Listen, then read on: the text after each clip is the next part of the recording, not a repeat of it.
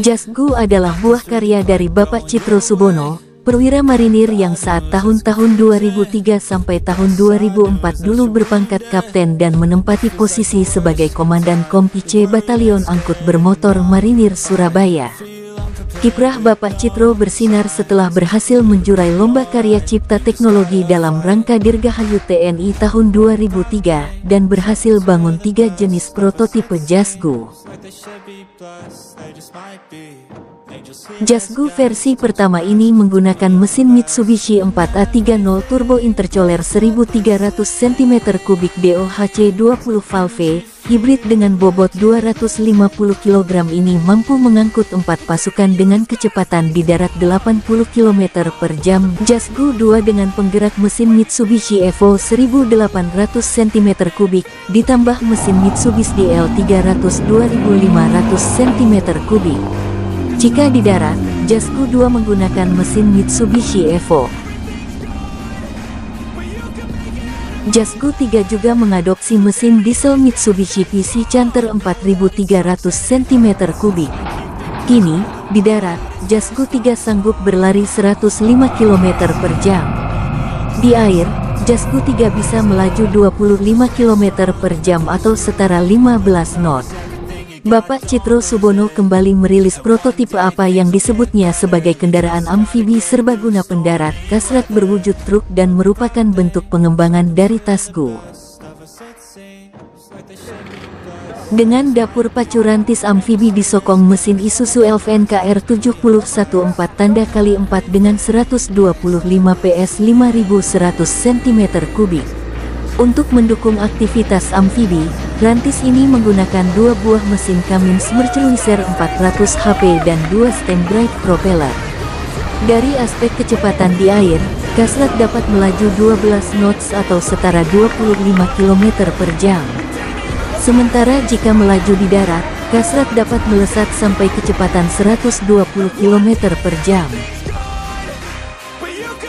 Saat menciptakan Tasgu, Tjitro Subono adalah peneliti di Dinas Penelitian dan Pengembangan Angkatan Laut Bislit Bangal. Rupanya tak berhenti dalam penciptaan wahana amfibi.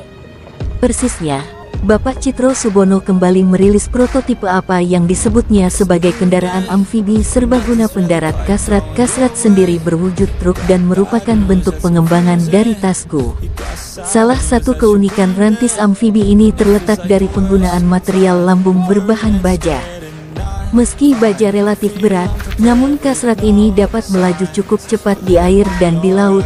Bahwa penggunaan lambung baja ini penting, mengingat dalam operasi pendaratan atau saat mengarung di sungai dengan bisa mengangkut personil atau pasukan lebih banyak dengan mobilitas yang tinggi di daerah rawa-rawa dan sungai di daerah operasi, di mana bisa dimanfaatkan untuk melaksanakan operasi tempur maupun non-tempur. Kendaraan taktis ini tahan terhadap potensi benturan dari benda keras karena sudah menggunakan baja berkualitas tinggi. Rahasia kecepatan kasrat ditunjang oleh teknologi scissor lift yang diterapkan pada roda.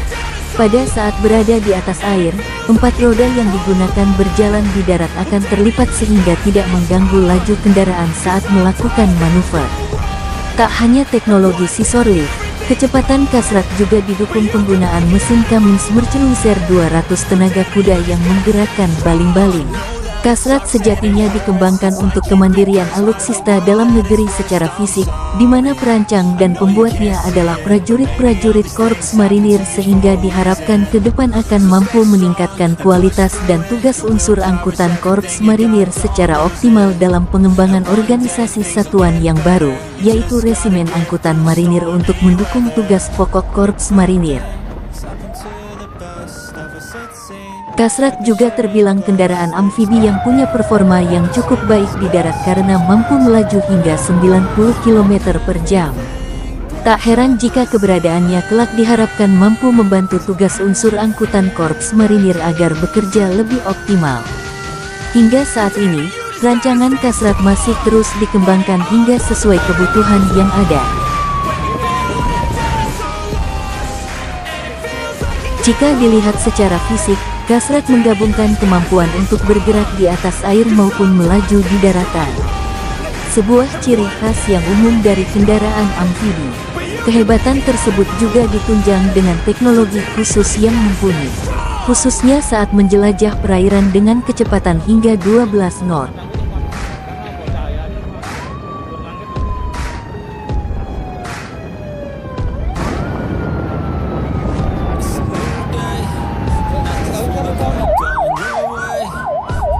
Telah banyak kendaraan amfibi yang dibuat mulai jeep amfibi serbaguna, Jasbu, hingga kendaraan amfibi serbaguna pendarat Kasrat yang melewati berbagai tahapan inovasi dan upgrade secara terus-menerus.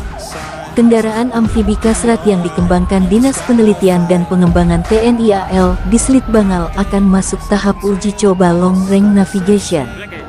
Pencetus sekaligus pemimpin proyek pengembangan Kasrat adalah Bapak Citro Subono, mengklaim saat ini kendaraannya merupakan salah satu kendaraan amfibi yang tercepat, serta memiliki daya jelajah yang jauh di air berkat sejumlah sistem yang telah di-upgrade.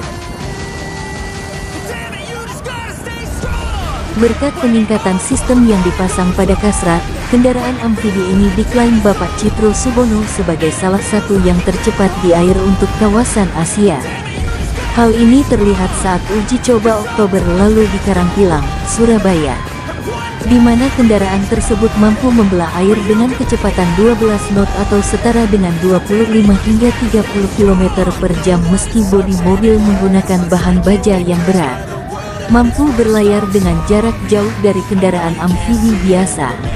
Rancangan Kasrat X1 yang diuji coba pada 2017 silam Kasrat diketahui juga memiliki keunggulan mampu bertahan di atas air dalam waktu yang cukup lama. Alhasil, kendaraan amfibi tersebut mampu melakukan long range navigation atau berlayar jarak jauh. Jelas hal ini merupakan terobosan penting lantaran kendaraan amfibi identik tak mampu bertahan lama saat bergerak di atas air. Bapak Citro Subono ikut serta dalam mencegah penyebaran virus COVID-19 dengan menciptakan kendaraan Jeep Rantis untuk penyemprotan disinfektan ke lokasi yang tidak bisa dimasuki kendaraan besar, yang bisa menyemprotkan ke segala arah secara efektif tanpa memerlukan banyak personil dan berhasil serta berguna untuk masyarakat, serta selalu ditunggu-tunggu oleh warga. Perwira jenius marinir dengan sebuah gagasan inovatif dan kreatif dari perwira lulusan AL Angkatan 42, tahun 1996. Selain menghasil beberapa karya di lingkup TNI, Bapak Citro Subono juga aktif di komunitas luar lingkungan militer yaitu komunitas off-road dan sebagai pembina off-road Pengcap Jawa Timur, dan tidak itu saja jadi juga aktif di perkumpulan sosial antara lain dengan aktifnya di kegiatan bakti sosial, pembangunan masjid, pembuatan jalan, pembuatan jembatan untuk masyarakat di pelosok daerah yang tidak terjangkau, saluran air, juga mengabdikan penguasaan teknologi untuk sosial serta untuk kemajuan kesejahteraan negeri. Berdasarkan surat keputusan Panglima TNI nomor Kep 953/8/2023, Brigadir Jenderal TNI Marinir Citro Subono, SM, mendapatkan dipercaya oleh pimpinan untuk mengemban amanah baru di Mabes TNI. Kami bangga dan termotivasi kepada Brigjen TNI Marinir Citro Subono, putra Indonesia yang penuh inovatif dan kreatif.